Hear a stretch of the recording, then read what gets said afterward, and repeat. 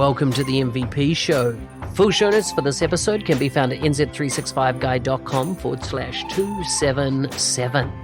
Before we chat with today's guest, here's a quick message from our sponsors. Today's show is brought to you by the 90-Day Mentoring Challenge, and of course, what I'm referring to is me, the program that I've been running now for some time. I cover the following key areas to grow your career: communications, consulting, technology, Microsoft, communities, engagement, personal brand, and career paths. If you want to be mentored in the next 90-Day Mentoring Challenge, go to nz365guy.com/mentor. Now let's get on with the show. Well, today's MVP is from Seattle, Washington. He works for RSM US as a consumer product senior analyst. He's a first-time MVP. He was a staff accountant, can you believe it, from 2009 to 2011 before he jumped into IT. He has a YouTube channel called The Bacon Bites. You can find him on his website called thebaconbites.com or on Twitter at Seth T. Bacon. Seth Bacon, welcome to the show. Thanks, Mark. Excited to be here. Mate, good to have you. Good to have you on here. Of course, we've chatted a lot over the years. Pre-MVP, good to see you're an MVP now. And how's life for you in Seattle, Washington at the moment? It's good. It's busy. The past 9 months or so with COVID and sort of everything changing has been exciting. Getting the MVP in that time frame has been exciting. Purchased my first house during that time, and so that was exciting. And then welcome a child as well. And so it's been 2020 has been a good year. It's been a little bit crazy, but it's been a good year. Yeah. Wow, you've beat me to get the baby on board. Mine's due in about 6 weeks' time. Oh, there you go. Yeah, so interesting times. Tell me, what do you do when you're not working, apart from obviously being a full-time dad and a good wife carer, I assume at the moment? What do you do for when you want to check out and have some downtime? Yeah. So when the kids are in bed and the wife is in bed or relaxing, it's I jump on the computer and I play video games. And so I actually follow Jonas's son, Bravado. And so he plays League of Legends, and that's something that is easy to get in and out of and takes half an hour or so. And so it's quick to jump in for a game or two and go. Okay, so you are playing. You're not or are you watching Twitch and stuff like that as well? It depends. It depends if I have the time or not. So if I have the time, I'll play, and if I'm at home. But if we're away for whatever reason or visiting family or something like that, then I'll just watch the games. So this is the thing, right? How addictive is watching something like Twitch and watching somebody else play? It's just like watching a lot of other sports, only that you can watch them sort of year round. There are people that are very engaging and they're very entertaining as a part of it. And then a lot of them have skill sets. And so it was interesting. I got into watching video games being played because they were playing levels I would never play, right? And so they spend thousands of hours, and that's something I would never do.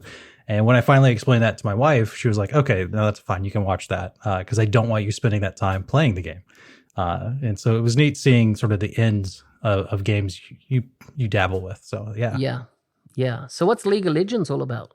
Yeah, so League of Legends is 5 versus 5, and so it's been around for a while now, and it's quite popular. There's a lot of different esports tournaments going on, and so the Worlds is going on right now, and so it's there's different characters, and the characters get added kind of multiple times throughout the year, and everybody has different abilities and stuff like that. And so it's there's a lot of quick moving and Twitch reactions to get your hits in, but at the same time, there's a lot of team building and understanding sort of who do you pick if the other team picks somebody else, and so how do you counter pick around that. And so there's a lot of strategy around that. And it's really sort of started because my brothers play as well. And so it was an opportunity. We're throughout the US. And so an opportunity for everybody to jump on.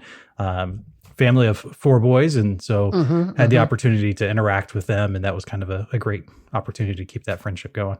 So that's interesting. I started playing online and as in my own servers and stuff like that with, I've got a son that's 15 years old now, and he got into Minecraft when, he was under 10 years of age. And so, naturally I built him a Minecraft server. He could invite his mates on there. It was kind of, so it wasn't kind of like on mainstream servers and stuff. And what I found really interesting as a way to, because he lived with his mother and I was overseas as well for quite a bit of that.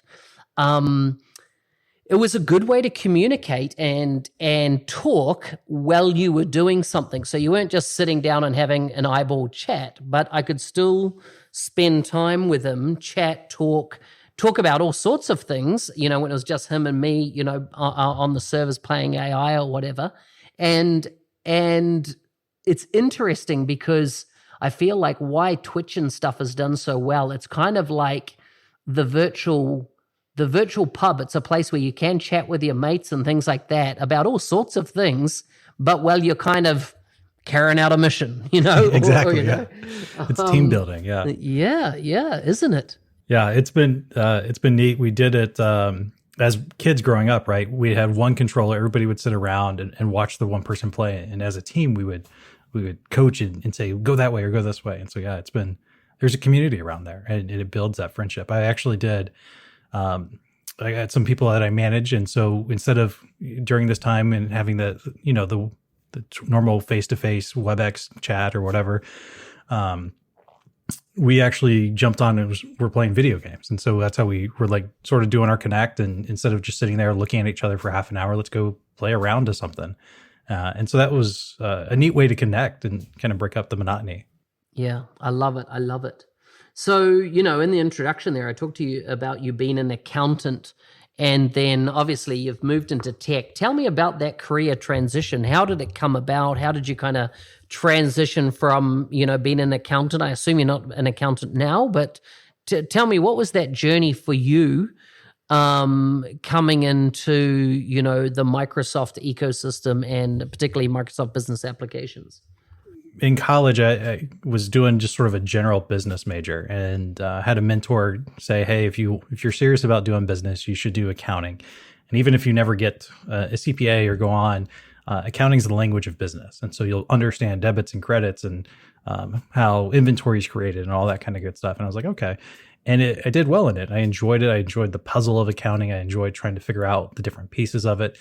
And then coming out of college, I had an opportunity to work at a small company. It was in 2009 when I graduated. So the Great Recession had hit. And so didn't go into public accounting, but went into being a staff accountant. And so did the bookkeeping and stuff like that and started automating things as a part of the process. And so I was like, well, if we do this and we track it here on Excel, we could do all this kind of stuff. And I think I took one computer class in college freshman year. And so I was doing that kind of stuff and they're like, actually just enter the numbers, just do that. And eventually I realized that was not fulfilling and it was not something I wanted to do long term. And they're like, well, we just implemented a CRM system. And so they had just implemented CRM 2011 on premise. And RSM is the one that had implemented it. I was like, I have no idea what this is, but sure, I'll get into it. And so went over to IT and started out learning at how do you take data out of the system. And so that's where I learned SQL sort of on the job and how do you bring that out, and then had the opportunity to help onboard a new department. And so that was kind of the first taste of being a system administrator and a solution architect. And so that was really neat, gathering those business requirements, seeing it all the way through to the end. And then had an opportunity to come to RSM shortly thereafter and start to learn to do it for other businesses. And that was what attracted me, is just the variety that is in business and how people can use the same tool differently. And that goes back to that concept of XRM, right? Back in the day, we would talk about it all the time. And so how do we track these items and how do we track the relationships? In early, 2012 and even through 2015, it was all about getting off of Excel or getting a central database. And it's gone so much more beyond that now, but that's where it kind of started. And now I got into Microsoft, did a little with NetSuite because of the accounting background and the ERP. And what's funny is initially I was like, this is in the cloud. You can't like pull the same data. This is really painful. Like, no, I want to go back to CRM because it's on premise. I can touch the SQL database. And now I'm like, don't let me touch the SQL database. I don't want to see that. anymore. So yeah, it's been neat. Was there a particular point that you had that eureka moment that, you know what, I'm not going to carry on a career in accounting, I'm going to switch?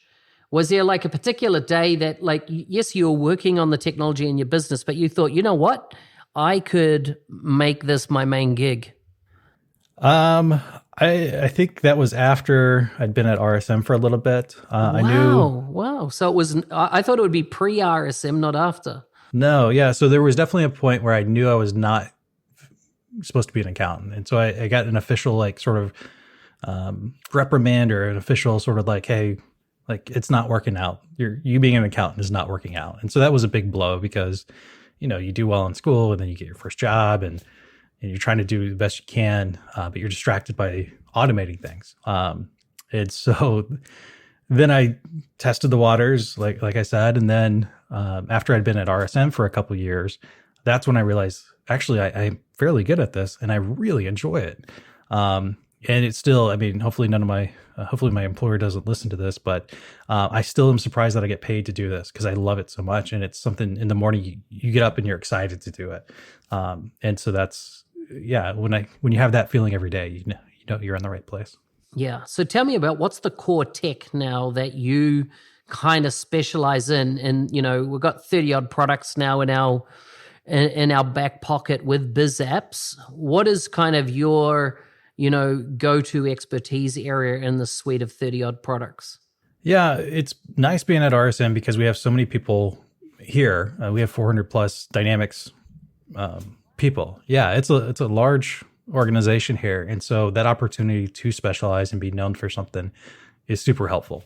And so I've had the opportunity to kind of the portals, I would say, is where a lot of people reach out to me because I was doing it with ADX Studios when it was version 7 and had just been acquired. And so was familiar with it and still sort of keeping up with it and worked on some portal stuff today. And that's still a fairly new concept to a lot of people, is how do we do this and how do we do this well? Because it's customer facing, because it's not CRM. And so there's some different things you have to think about. And so I think that's where a lot of people have reached out to me, and that's what I'm known for here at RSM. But I think the other part that I'd like to be known for is helping with getting new administrators on board. And so I love training and that opportunity to take somebody like myself that didn't have that background. How do we get you up to speed where you can contribute either to the team at RSM or to the community or even to the company that you're at? So how do we build those skill sets that are just basic, but they're so fundamental to do them right and to do them well? Yeah, I like it. Give me your top 5 use cases for portals that you've been involved in.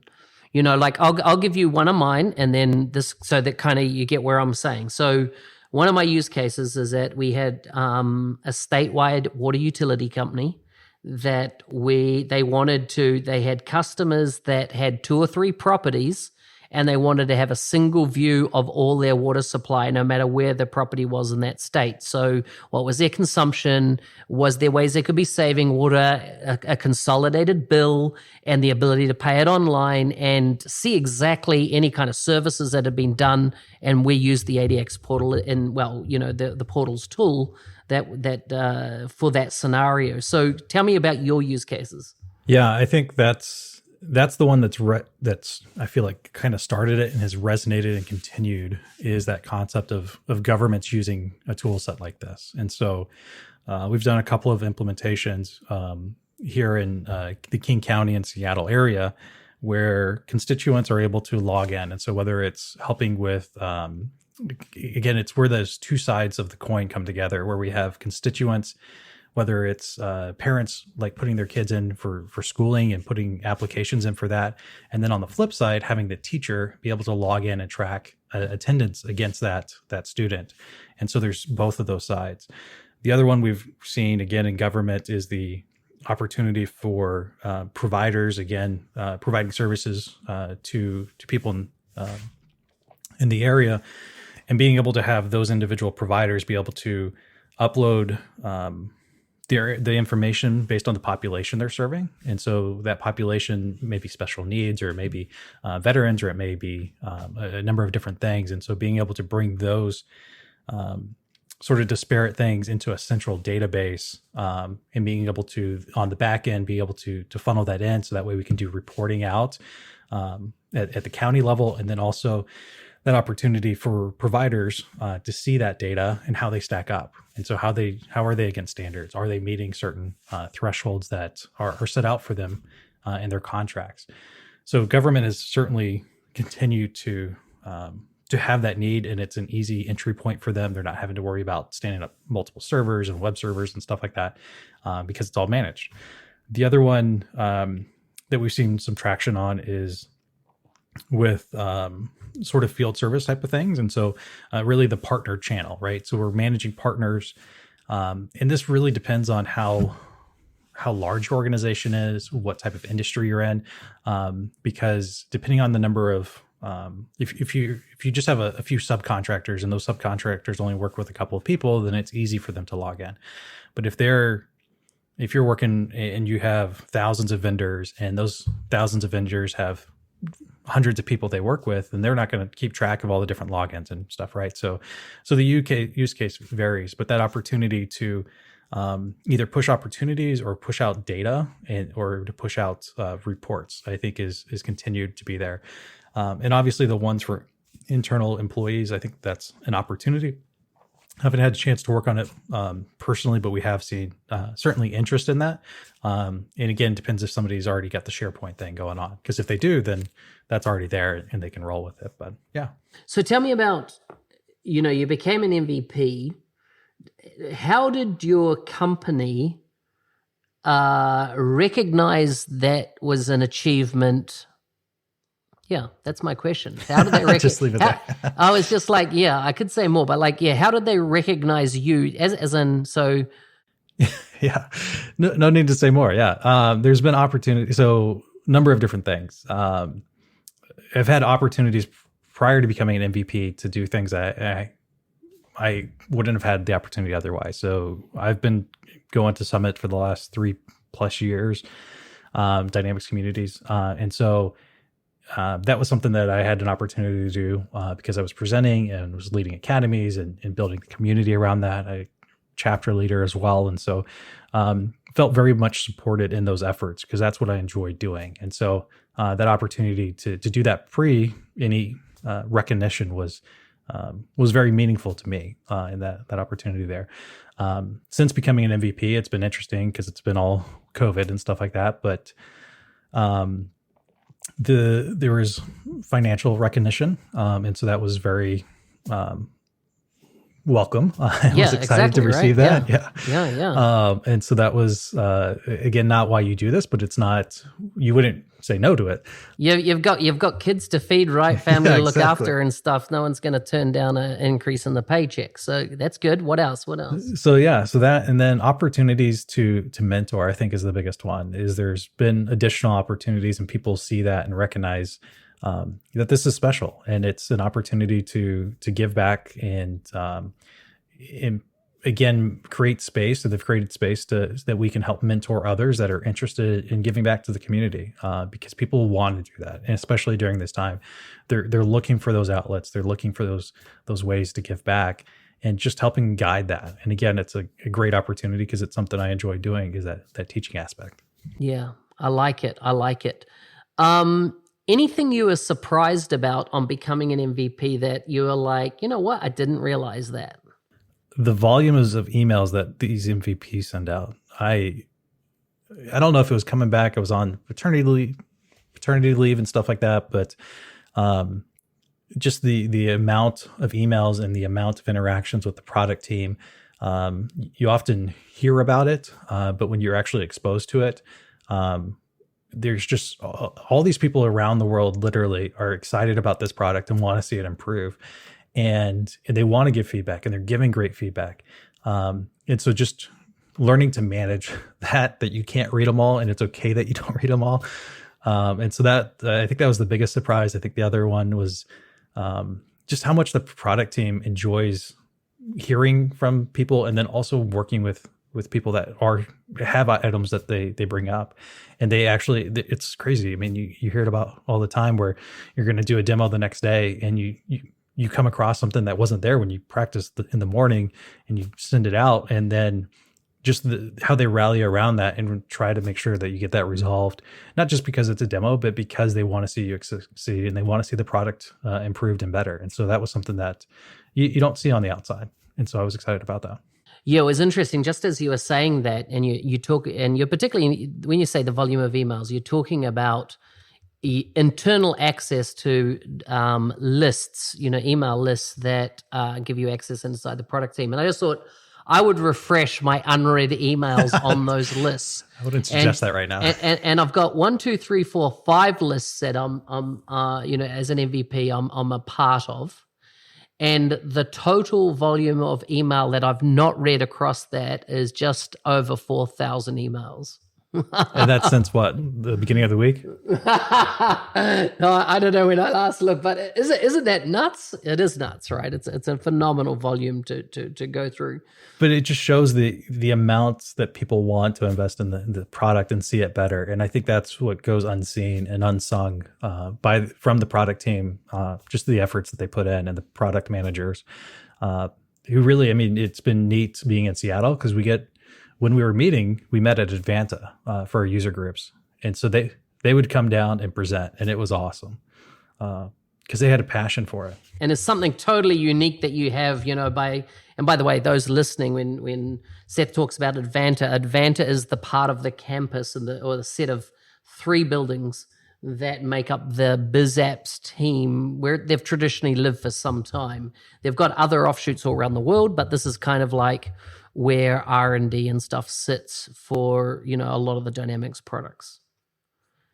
Yeah, awesome, man, awesome. So look at that. We've already capped our time, so to speak. So I'm going to jump. I found it very interesting, and so I'm going to now jump to some quick fire questions. And I've just scanned some of these as the apps randomly produce them, and mate, some of them are curly. They're curly questions. So. Of course, I get those ones. Okay, like when I say this curly, is why people stay on, right? They're the kind of questions that you have to, I suppose. There's going to be the first thing that pops into your mind, and then there's going to be, wow, what is the answer to that? So that's why I say they're curly, okay? Okay. So here's the first one. How do you prevent missed opportunities? So the way that I've prevented missing opportunities is being willing for change. And so there's change that comes at you all the time, whether it was me changing careers or made a move, a physical move for opportunities. It's being willing to say yes, knowing that it's going to be painful for a time, but knowing that it's going to be exciting as a part of that, and lean into that. And so I think that's how you don't miss opportunities. Yeah, awesome. What song best defines your life? There's so many different songs. So the song, my wife's song and mine is Shut Up and Dance by Walk the Moon. And so just, I think that's something that we enjoy, is just, we enjoy dancing. We enjoy like letting loose and just, again, just enjoying that time and not taking yourself too seriously. Mm-hmm, mm-hmm. So what do you think is the meaning of life? Wow, these are curly, dude. Yeah, that's... apart from, I don't know, have you heard the answer, the meaning of life is 42? Yeah, that would be the easy one, right? And just the mice and just well, now you need to know what the question is. Yeah. But does anything come to mind, for you? It's a hard one. It's a hard one, right? Yeah, I think the meaning of life, and there's different ways to approach that. But for me, in the beliefs that I have, I think the meaning of life is to honor God and to respect others, and as you're going through life, making sure that treating each other as you would be treated, and yeah. I like it. A good answer. Describe a time in your life when the phrase "when it rains, it pours." Now 2020. Yeah. So that was within the last 6 months, applied for a new position within RSM as a consumer product senior analyst. And that had all sorts of things that started May 1st, getting an MVP on March 1st, around the same time, having a daughter, purchased a house in March as well, and COVID hit in March. And so it was a raining and pouring season, and I think it's finally letting up a little bit, and maybe I'll get back to live streaming here soon. I like it. Who deserves credit for your successes in life apart from yourself? Definitely my parents and my wife. They both are super supportive of my parents early on, just guiding and always being there for those late night talks when you're trying to figure out life as a teenager. And then my wife has been supportive all along the ways when I want to build a new computer or do whatever. She's been there to support me mentally as well. There was opportunities that I had to go visit some other people, to go visit Gus, and that was something that she saw that, hey, you need to go. You need a break. You need that release. And so yeah, huge support there. Very good. Last one, and it's still a curly. Where do you feel you sometimes fall short of your potential? I feel like it all the time. I feel like I say yes too often. And so when I'm doing things, I feel like, again, you get there about 80% of the way there, and then time's up. And so I think time management is something that is a weakness. And so I think in a lot of areas, I feel like I'm short as I go through things. Mate, good call, good answers. I've enjoyed spending this short 25 minutes with you. Yeah. Thanks, mate, for coming on the show. It was awesome being on here, Mark. Have a good one.